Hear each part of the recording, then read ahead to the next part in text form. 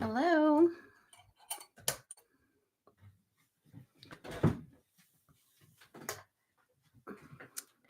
Hello, everyone. Hopefully, everything is good, computer and microphone wise. Hopefully, you can hear me all right. Happy Wednesday to you.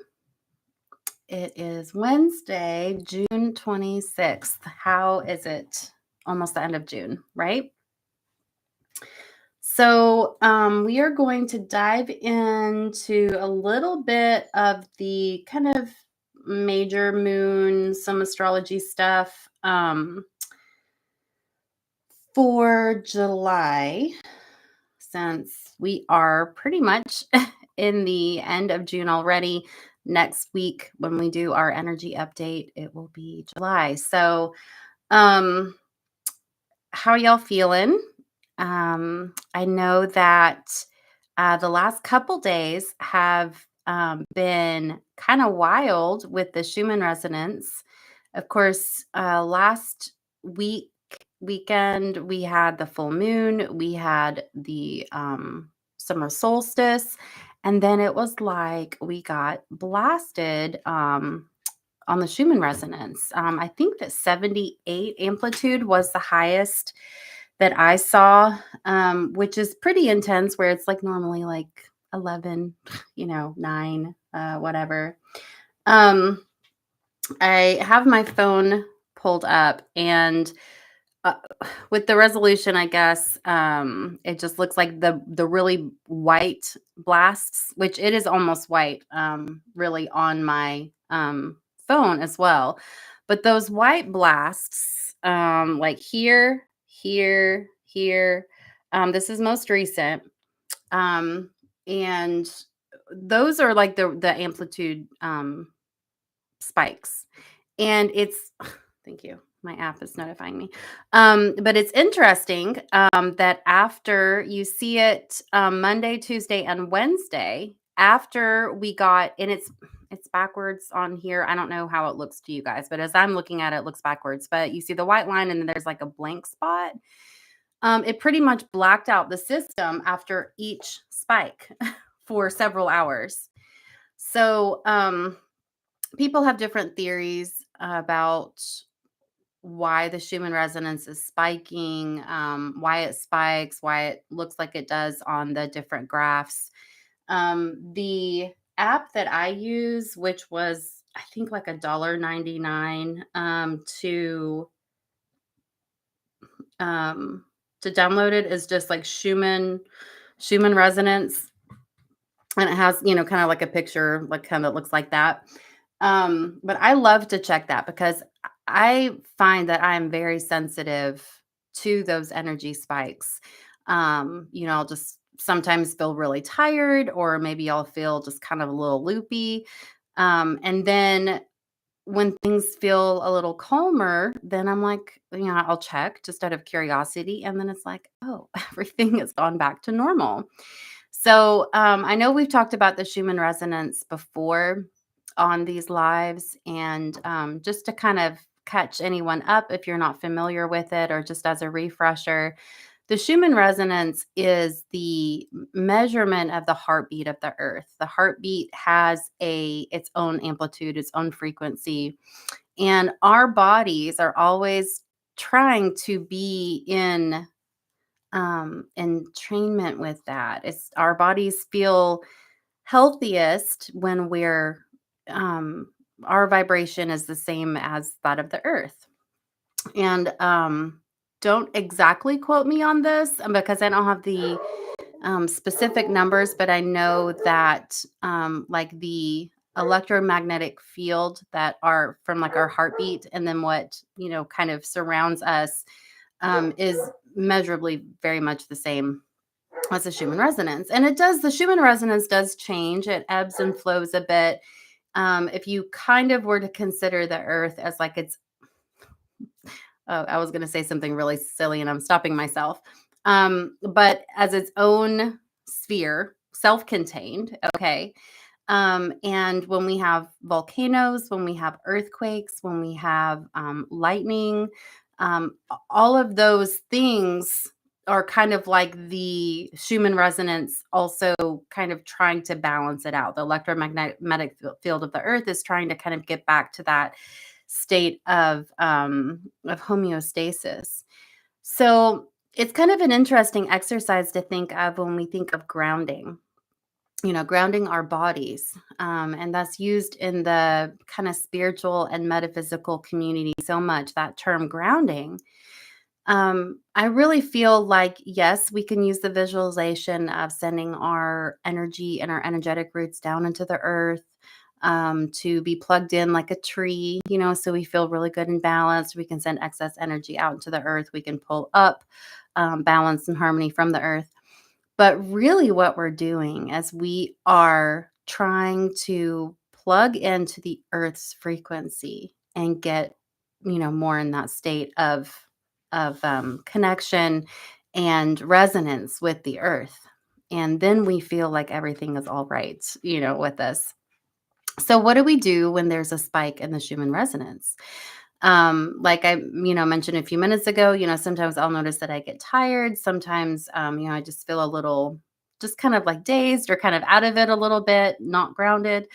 And other people experience different things in their bodies, whether it's aches and pains, or they might have mood swings, or ringing in the ears, or lots of different things. But the Schumann resonance does increase, but then it always kind of goes back to quote unquote normal. And although experience in our body and in our minds might feel uncomfortable, a lot of people think that the Schumann resonance, that increase in amplitude and frequency, is clearing old energies, toxins, whether it's like, environmental toxins or dietary things, or like negative energies, is clearing that out of our body, out of our energy field, all the way down to like our DNA. And it kind of gives us like an energetic upgrade. It gives us an opportunity to release those things, right? Maybe almost like figuratively, like going into a sauna, right? And just gotta sweat it out.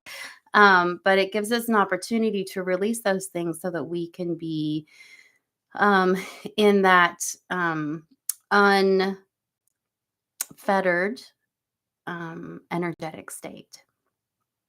So um, I know that when they started measuring the Schumann resonance, which I want to say was back in the 40s, it might have been the 60s. It was a while ago. They have these big like metal rods that are in the ground, that are in different parts of the world, that have like lots of lightning activity and things like that. So the graph that I showed you, that's from a place in Russia. There's also a place in Italy. There's like places all over the world, which is interesting. But when they first started measuring the Schumann resonance, when it would increase, it never like increased, to like 40 to 60 to 70. It never did that for a long, long time. But over the last, I would say, decade, and then the last couple years, it has been in, like, we get these spikes a lot. So it's a pretty interesting thing to look into. Some people think that it can be artificially manipulated with like weather warfare and harp and um, all kinds of other things that could be done like in the scientific community with like particle accelerators and all of that. So I'm not saying that those things aren't true, or but they're not valid. But I feel like for me, just paying attention to it so much and knowing how I feel on the other side of it, it feels like it's a beneficial clearing and cleansing. So, anyway, Schumann resonance, if you're interested in that, it has been quite active the last couple days. And now, I think it was last year around this time. Yeah. The Schumann resonance did this thing. It was around the solstice where the pattern where there's like blues and greens, and those are all kind of almost like it's like a heat map. It'll show you that when the amplitude rises up, then it gets lighter, it gets red and yellow and white. You see those colors. But there was a pattern that emerged on the Schumann resonance graph, and it looked to me, and to a lot of people, it looked like the double helix strand of DNA. And it did that for a couple of days. It's pretty amazing. You can look it up on Reddit or Google it or something. Just like June 2023 Schumann resonance, and there are some pictures out there for you to look at. It's very interesting. So when that happened, I started really watching it closely because I want to see that again. I'm not really sure what that was, but it was pretty cool. And it's kind of sometimes I know that there's a psychological term for it, but humans can see patterns in nature. Humans can see faces in shadows or in the foliage of trees or in a rock face. And in the clouds, we see images. And so there is something that is explained in the medical and scientific community of seeing patterns. But people have also not only the DNA pattern in the Schumann resonance, but people have also seen letters, words spelled out on the graphs, which is kind of interesting. So you can definitely geek out, and look into it if you want to kind of research it further. And if anybody has any of their own ideas or experiences with it, definitely feel free to chime in. The chat is live, or of course, we've got the comments as well. So let us dive into what's coming up in July. If you are super into astrology and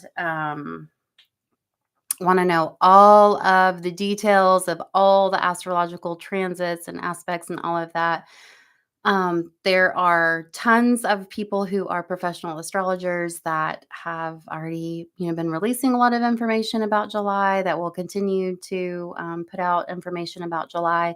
I like to look at tropical and sidereal astrology as kind of like what's going on now, what's coming down the pipeline, kind of, look at the in-betweens and the alchemy of those two different zodiac astrological systems.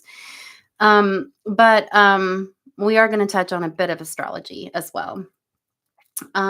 So let's kick off with Neptune going retrograde. And this happens at least yearly.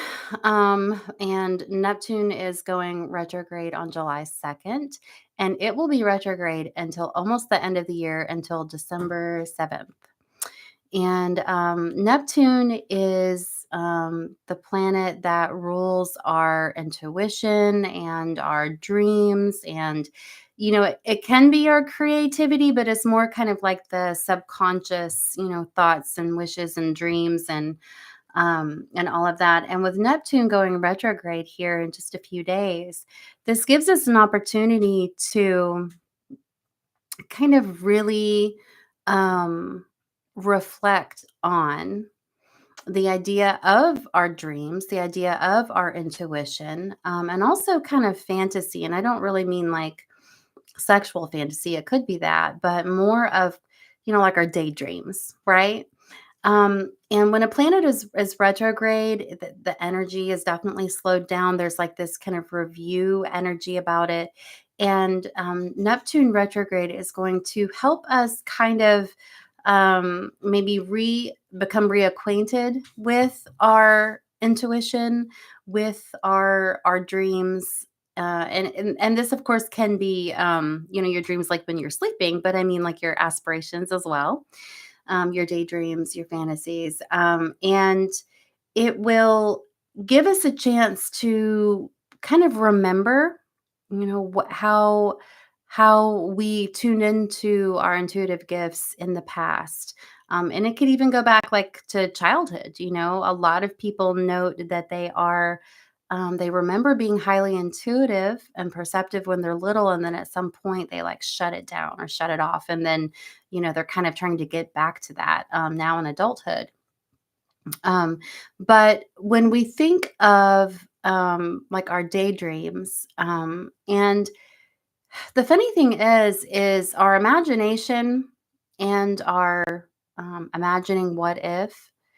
Uh, so many times that kind of has like a kind of positive, expansive kind of uh, assumption about it, I guess. But think for just a moment about those, like your internal monologue or the thoughts that you have, or like one thought that leads to the next, uh, and how that could be, a daydream or your imagination, but it is not positive. It's not fun and expansive. It's kind of like imagining the worst case scenario, right? And sometimes we get stuck in that loop. A lot of times we get stuck in that loop. And, it's funny because we're talking about, um, the non-tangible, the stuff that hasn't manifested, that we're maybe not we're not currently experiencing in our present moment. So maybe this is something from the past, or maybe this is something that we are anticipating or wondering what it would be like, or if it's going to happen in the future, but it's not, there's no concreteness to it. So when we run those negative thought patterns, and you know what I mean, how like they get on a loop. You think of one thing, or you see something, or you hear a name, or something triggers you, and then you think of one thing, and then that leads to the next thought, that leads to the next thought, and then you kind of mull about and go around again. And that can burn up a lot of mental and emotional energy, and then also, affect you physically, um and we are when we allow our brain to run that pathway, that program, um, that thought pattern, I guess we can say.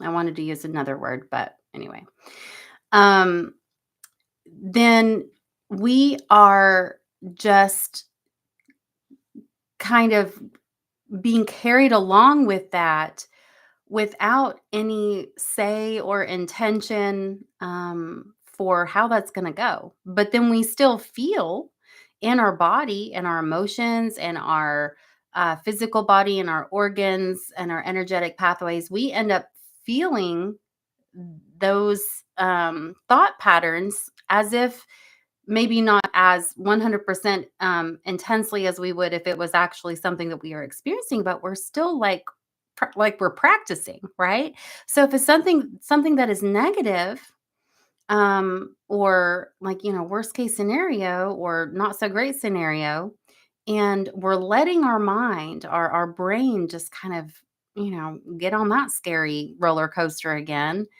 then we're kind of torturing ourselves. And we all do it. I'm not saying that I am immune to have ever, past, present, or in the future, doing that, right? We all do that. But when you realize that your brain is this amazing computing storage organ, and that it is not truly who you are, nor does it um it is helping you experience your reality, but when you're in your head and you're having these thoughts, right?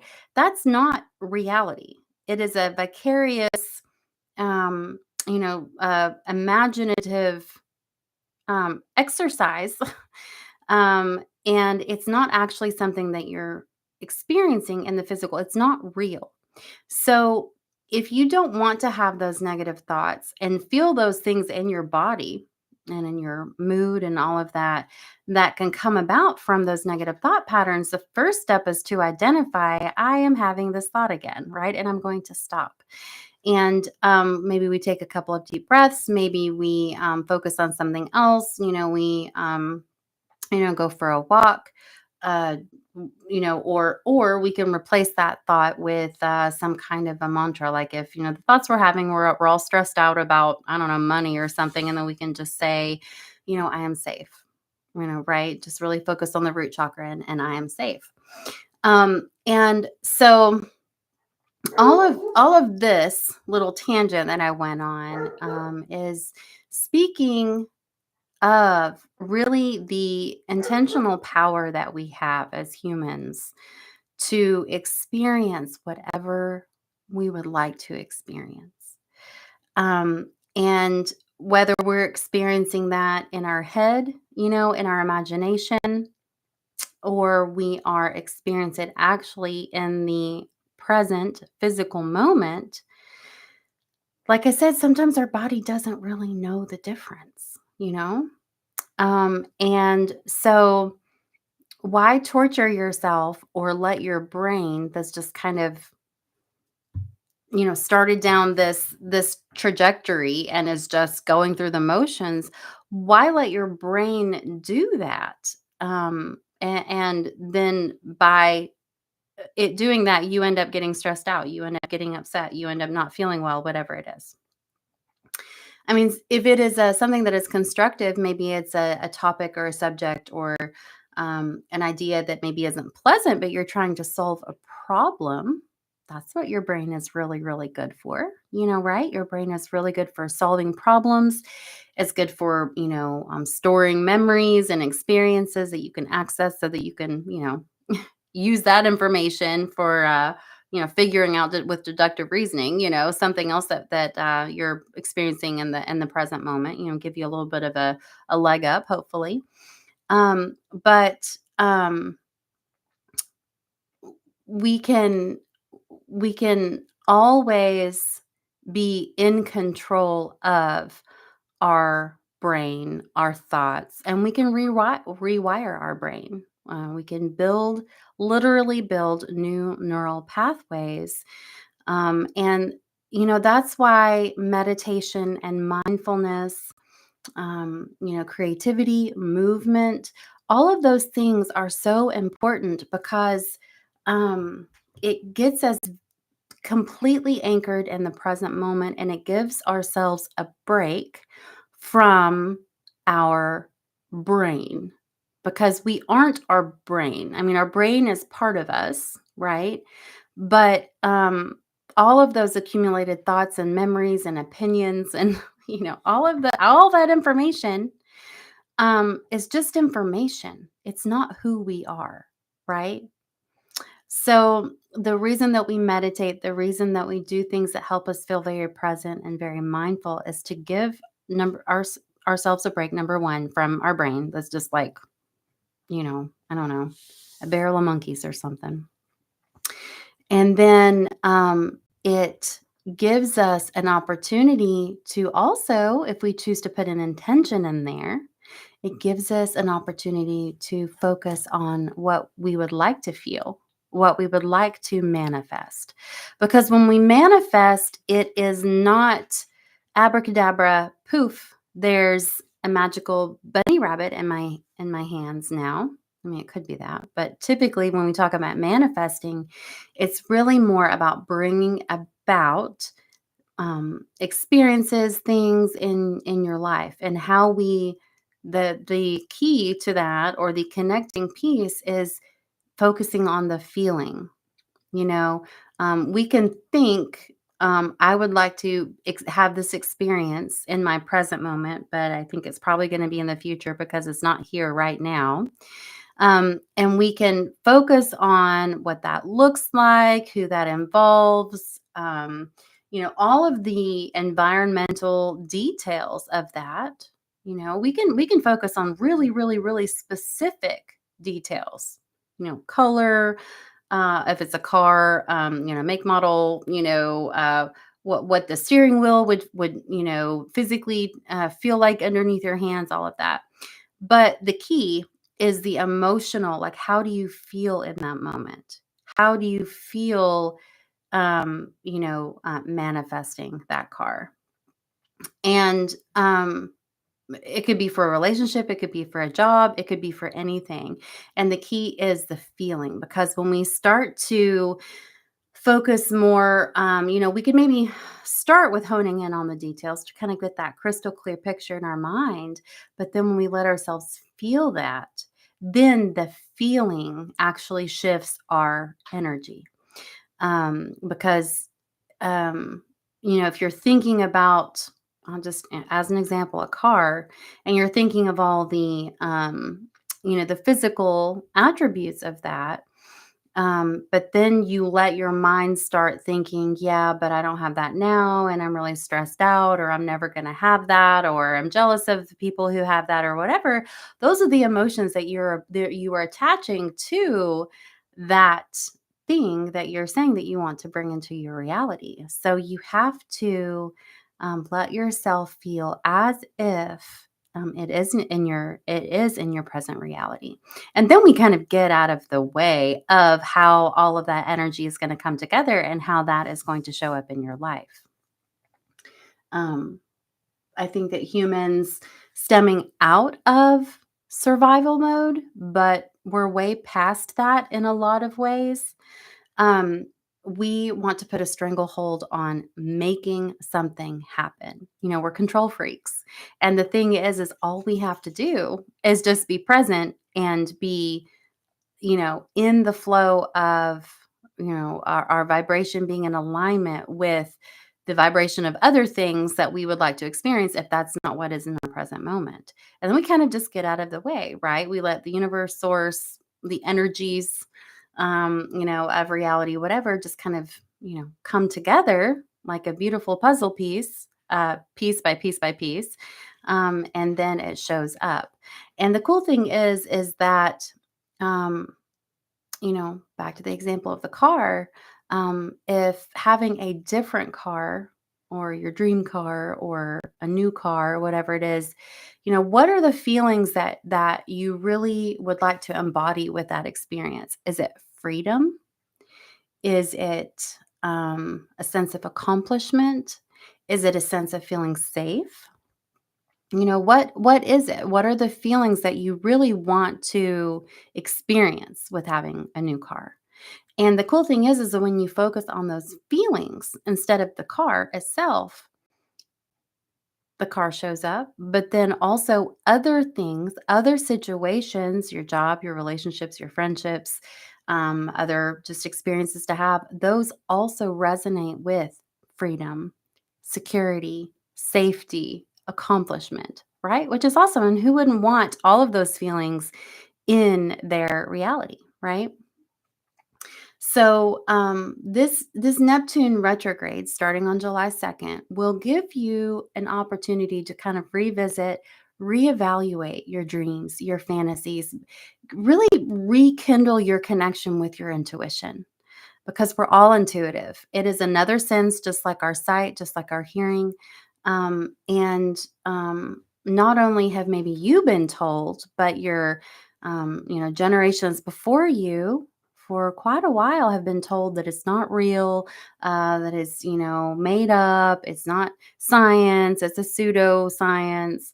It's bad, it's evil, you can't trust it, all of these things that are not really true. So when we tap into our intuition and how we receive those intuitive nudges in our own unique way, because everybody's a little different, when we allow ourselves to kind of connect to that, then we are really navigating through our life with all of our senses involved. And it's very helpful. It is very, very helpful, right? So, we do have a new moon coming up since, of course, we had the full moon last week. It's every 2 weeks we have a new moon or a full moon, pretty much, and the new moon is on July 5th. And depending on Vedic or Western calculations, the new moon with tropical calculations or Western is going to be in Cancer. And new moons are always a fantastic time for a clean slate, for starting. a new phase, a new chapter, um, removing any old energies or blockages that are, not really in alignment with who you are right now. And so that is on July 5th, and it is a fantastic time to, start anew, right? And we have July, probably the middle of July has the potential to be a bit volatile, because we have Mars doing some different aspecting other signs and other planets. Let's see, we have Mars conjunct Uranus on July 15th.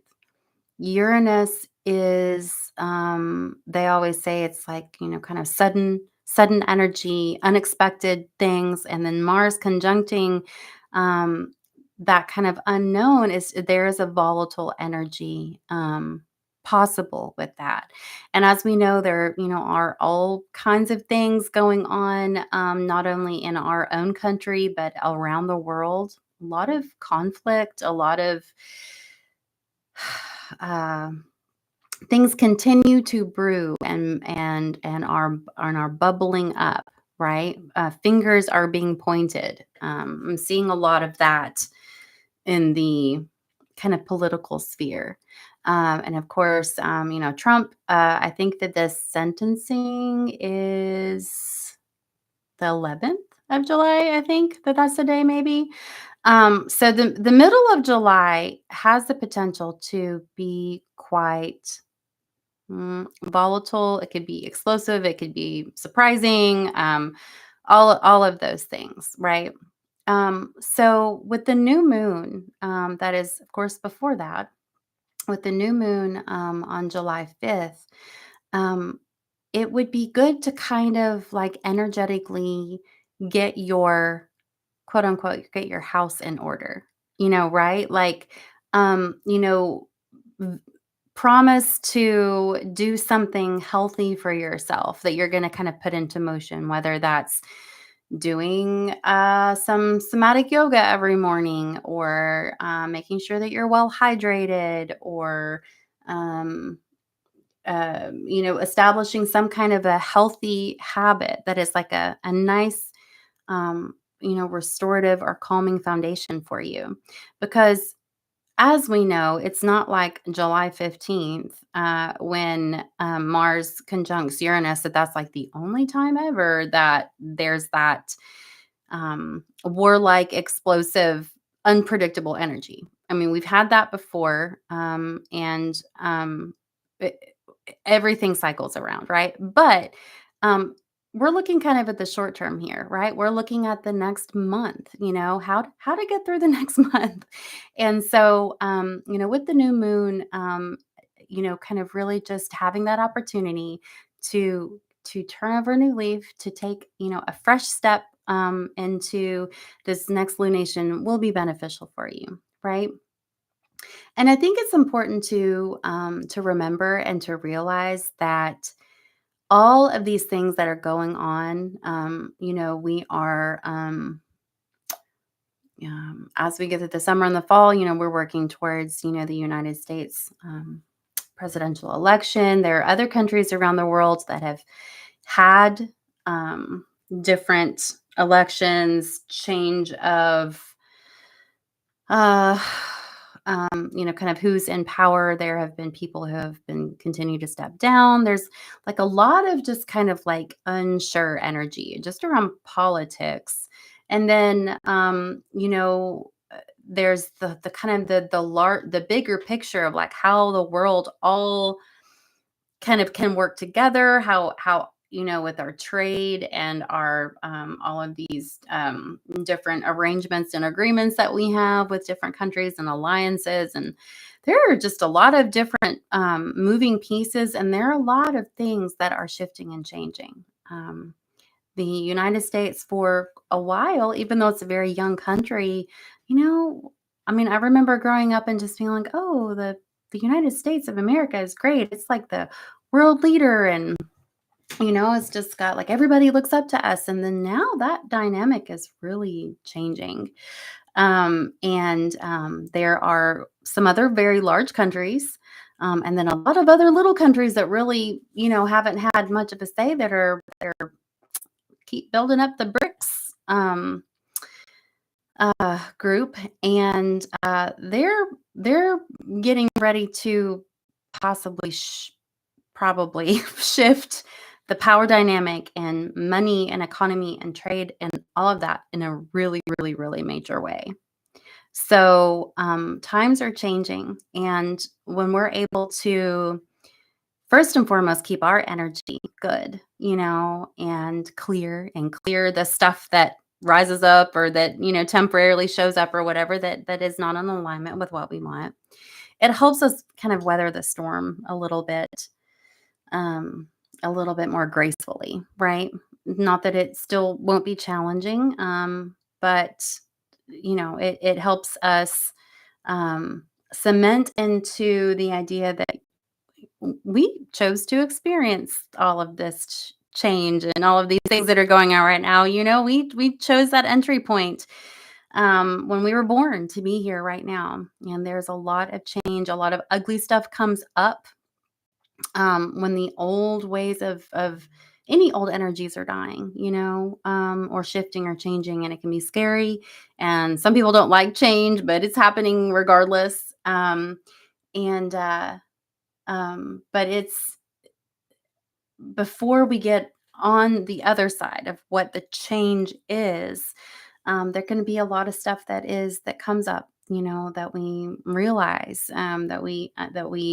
that hasn't been disclosed to us, or we've been lied, to about, or um, for whatever reasons, we were told one version of the story, but that's actually not what happened.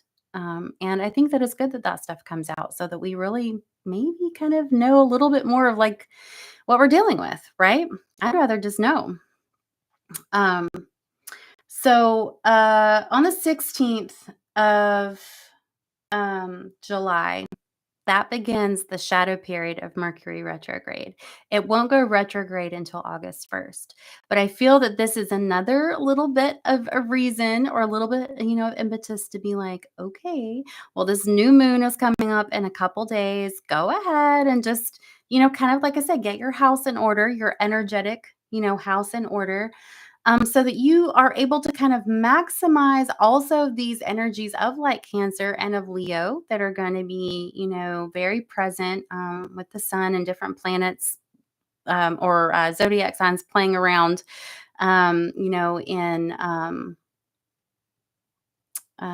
Cancer and Leo, different planets. I know that Mars and Venus will be doing some things together in Leo, which is very passionate energy. So it's not like everything's bad. I don't think that I've said that. The middle of the month may be interesting, but get your house in order before Mercury goes retrograde too.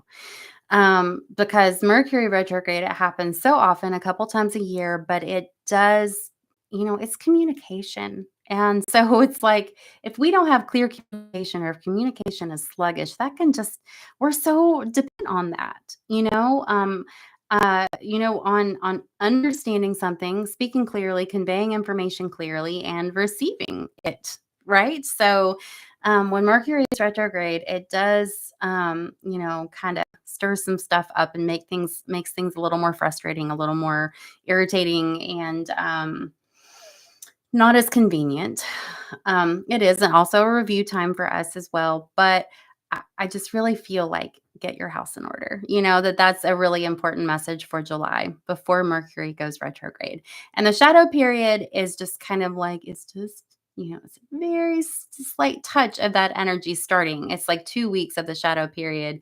So it between now and the full moon, or now until the middle of the month, is probably like maximize your efforts to get everything in order for sure. The full moon is on the 21st, and it's the full buck moon. And I thought that the June full moon was very very impactful because it was back to back with the solstice. And for me personally, it was like I felt like it was a pivotal time. It was a big deal. And I'm not saying that the July full moon won't be that way. I think that it is just with Leo energy starting to come in through, and it's such a it's a fiery sign. I think that it is going to be potentially a another impactful full moon, but it could also feel kind of fun. But like when we think of, Mars, which is like the ruling planet of like war, basically. And then we think of like fiery, passionate energy. I mean, this isn't just like romantic, passionate energy. This is like what you're passionate about. And it is like 5,000 degrees outside in the northern hemisphere, and in East Tennessee, it's been in like the mid 90s, like the last several days. And again, I do not have the exact number for you, but I know that crimes of passion um, increase when the temperature is above uh, like 87 degrees or 90 degrees or something like that, because people lose their shit. People are impatient, they're maxed out. I mean, heat is no joke. Right? So yeah, um there's a lot going on and coming in, that you want to kind of center and prepare yourself for here, now, or up until the new moon or the day after, whatever. So like I said, the Mercury shadow period starts on the 16th, which is right as the day after the conjunction of Mars and Uranus. So it's kind of like bam, bam.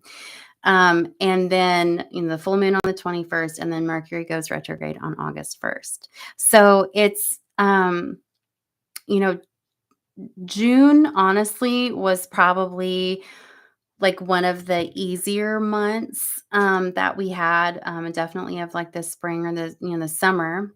July is going to be momentarily intense, and everybody's kind of going to be all riled up about different things. And then as we move on through the later part of the summer and then moving into fall, things get like the intensity is almost like bottleneck, like it kind of has the potential to become more intense, more volatile, more you know people are kind of at different parts in their journey with all of this of the economy and getting frustrated and politics and what's right, what's wrong, how that's affecting, how all of those things, policies, and all of that are affecting, your family, your personal life, all of that. People have different breaking points. People have different levels of tolerance. People have different amounts of money in their savings account or none at all, right? So, I mean, some people get scared and angry and desperate and act in lots of different ways. So, uh, none of this is to be like fear mongering or anything like that, but it's just saying like what you can do yourself to keep your energy present and to keep your energy field focused on bringing in those situations that are in alignment with your highest good and what you want to experience. Anybody around you is going to benefit from that. Your personal relationships, your coworkers, your kids. Um, and it's not like you would be completely unaware of or immune to bigger problems that are, on our country's political landscape or globally or whatever. It's not like you would just have no idea. I mean, unless you were maybe in the middle of lots of woods and had no outside contact. But you can maybe have a little bit more objectivity and a little bit more inner peace and a little bit more discernment when it comes to how you're going to react, right? Because there are so many things that, and this is not like the first time in humanity's history or the history of our country or anything like that, that we've had lots of shifts and changes and things that have been volatile or upsetting or exciting or whatever it is, right? I mean, man, we go through it. But like I said, your reaction to that does affect your physical body. It does affect your energy field. And if there's something that you see that is upsetting, that you get really mad about, and then you're mad, and then you start thinking about how mad you are and the other things that make you mad. How are you going to well, first, let's start with you. Your cortisol levels are going up, right? Like, how does your body process that? How well are you sleeping? How are you interacting with other people? Is your patience worn thin? Are you stressed out and so you're lashing out? On your family, your kids, your friends, your coworkers. Whatever. You beating yourself up. Whatever it is. So we do see that ripple effect. And it's like, why? And we all do it again. Like, I'm human, you're human. But why would you choose to let something that you find upsetting, that you're really mad about, why would you then take that energy and then just turn it around on yourself and to other people? It's like you're perpetuating that energy, right? And it's not like you can't have opinions and you can't have strong emotions about things. We have the full spectrum of emotions, and that's very important.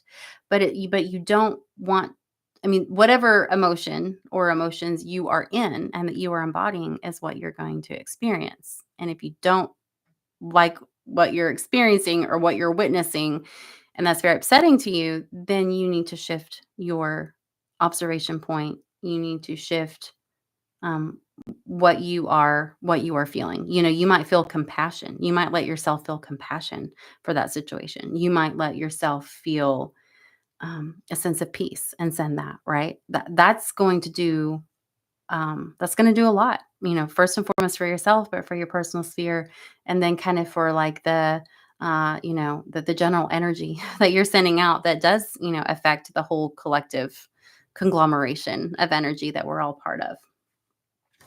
So, I one thing that keeps like kind of trying to poke through in my awareness as I've been talking is I I do want to say that I think that it is very important that we like humans, that we realize that you see that picture and there's like a bunch of memes and different things. There have been cartoons before there were memes, but it's like the power in numbers. And it's just like, if it was like a political cartoon, it could be, just a couple of politicians, two or three or whatever, telling everyone what to do. And then all of the people are like, infighting, or they're just okay being told what to do or whatever. But it's like in a cartoon like that or a meme, it would be like, if everyone, the people, not the politicians, and this is just an example, kind of banded together and, shifted the power, or shifted the energy or whatever that, it's pretty easy to like to shift stuff in a way, right? 100 people versus two people, 100 people working together, right? And so I'm not necessarily well, I'm not even going to say that, but don't make any assumptions that I'm just like calling for all out like disorder. But that's how we really shift and change, is that we come together with our common intentions and energies, and we come together and we make change. Because when all we're doing is we are spending time arguing with each other and squabbling over things that may seem very important, okay, but uh, issues or things that are very polarizing. Think of opposites, okay? And I'm not going to give a bunch of examples. You can think of whether it's in the world or if it's in politics or it's political platforms or it's interests or whatever it is, or even just like how we order life, humans, whatever. And think of opposites, okay? Duality. And when we have one camp saying, well, this is the way, and then there's another camp going, no, this is the way, and all they're doing is arguing about which way, is right. Then anybody else who's not involved in that argument can pretty much do whatever they want because, like, we're not paying attention really to what's going on. We're spending all of our energy.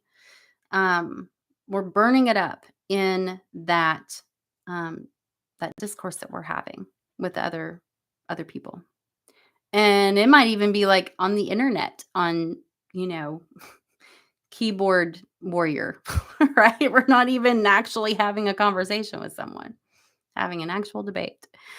Um, so I know that there are very important issues and things that people find to be very foundational and very fundamental that you're like, this is right and this is wrong, or this is what the choice is, what is the right choice, and then this other thing is no bueno.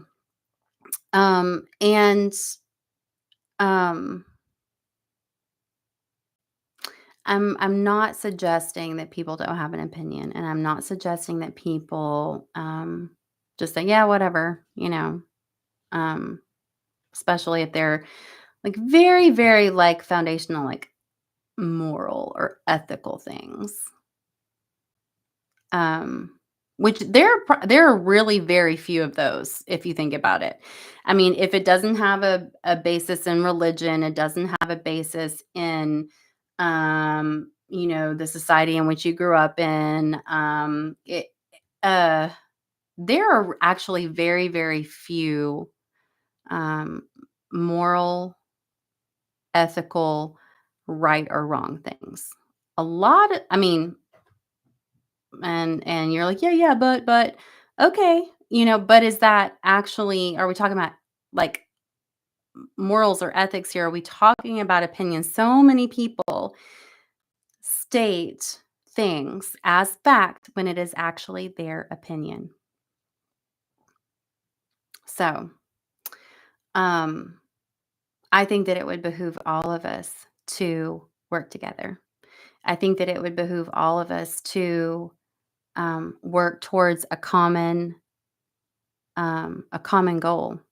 And I think that we can really get a lot of stuff done when we do that.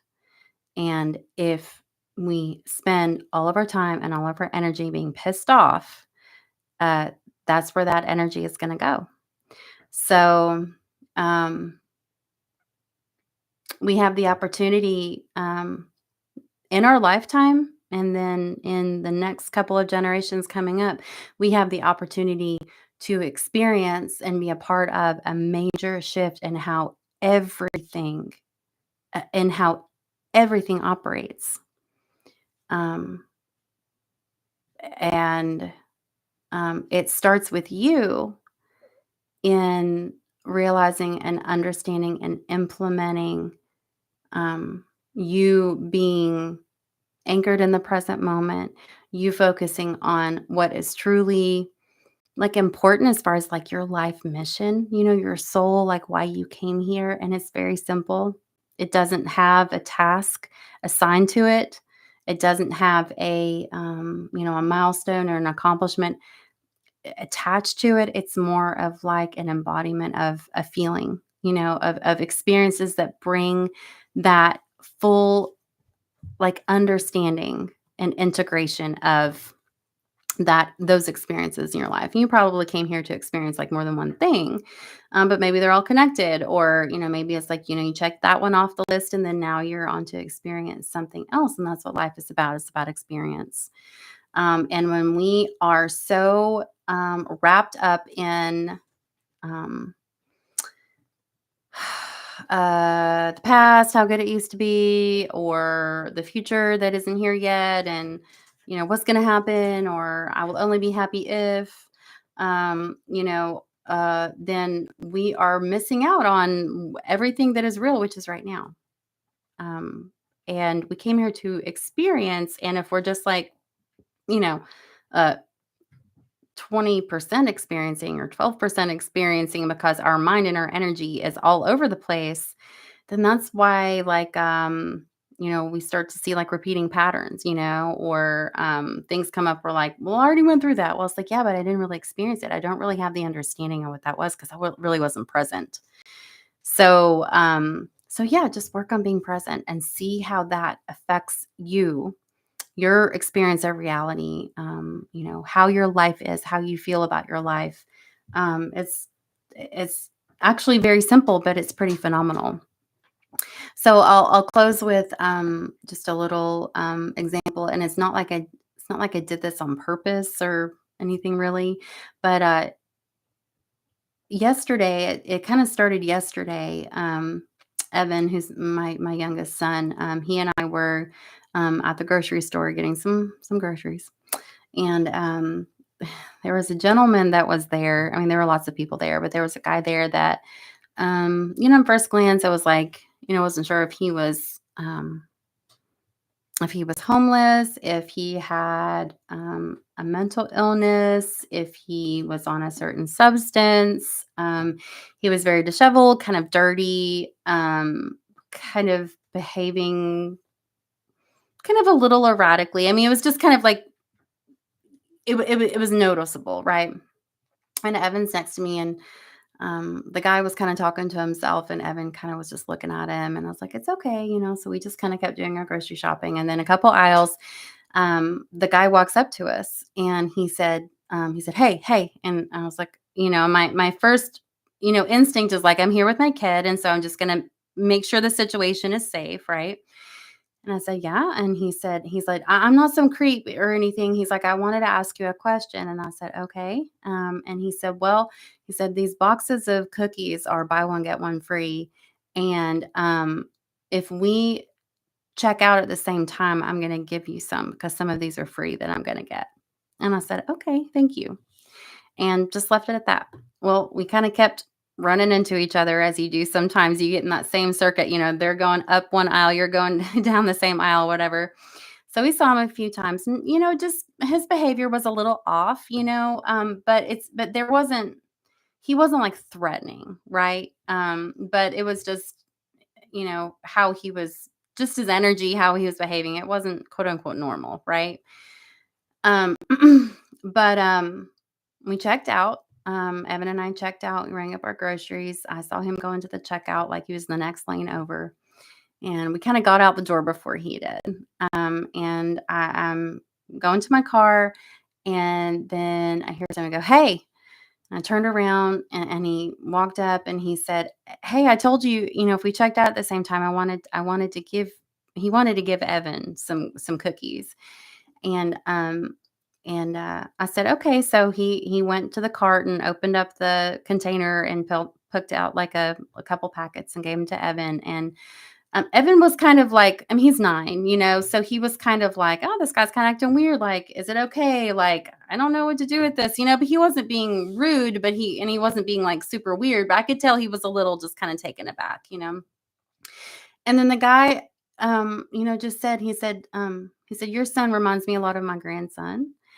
And he said, kids are just so precious. And he said, there's something really special about being young. He said, you're only young once.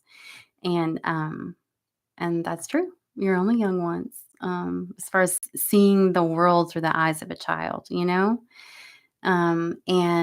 we thanked him for the cookies and walked back to the car. And Evan was kind of asking me, he's like, what was wrong with that guy? Why was he acting that way? And like I said, I wasn't exactly sure, everything that was going on with him, but he wasn't intending us any harm. But a, a lot of other people were steering clear of him. And I would imagine that some people could have, just in how he looked and how he was behaving, people just be like, just like, get the fuck out of here, just like, back off, leave me alone, whatever, or just like ignore him, and that's not usually my MO, but I'm also like not looking to like engage with really anybody in the general public, let alone, like someone who's acting a little bit oddly. But anyway, but it was so good, and I told Evan that I felt like it, and it was so sweet of this man, to share food with us.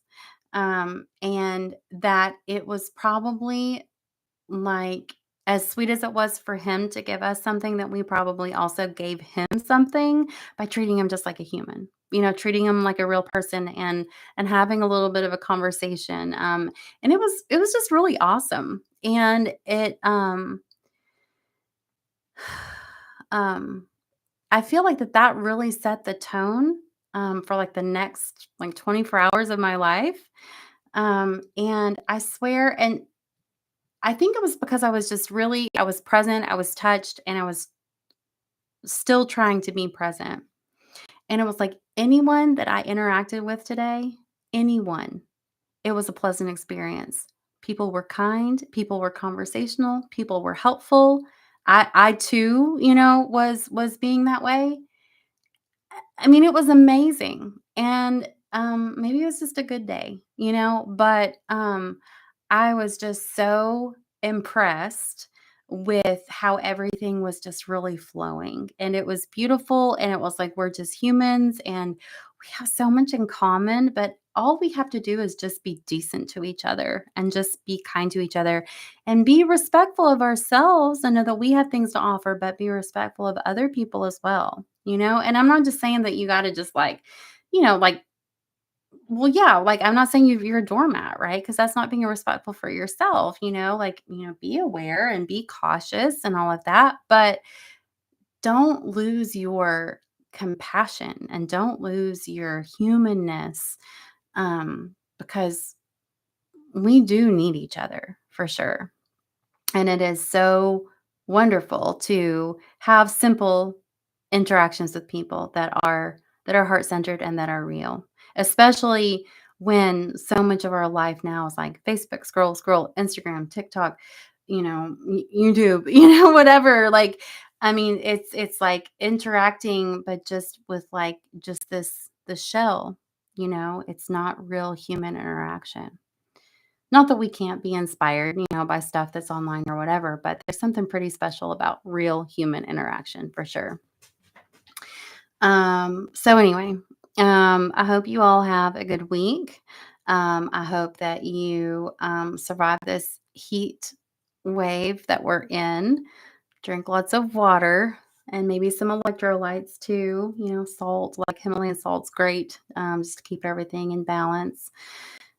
Spend some time around some water if you can. I went camping this last weekend and up in the Great Smoky Mountains National Park, and it was so much cooler up there. And then one day we went swimming, and mountain water is really cold. It is not lake water. It is not ocean water. It is cold. And even though the temperature was warm, it's still kind of earlier in the year to where the water, it does warm up a little bit. I mean, it's still always really cold, but it was pretty cold. But several of us got in and got completely wet. And it's kind of like almost takes your breath away, but it's like, yes, I did it. And it felt so good.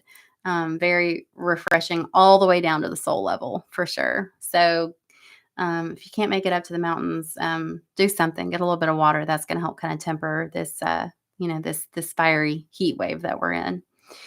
So I plan on seeing you all next week, next Wednesday at 7:00.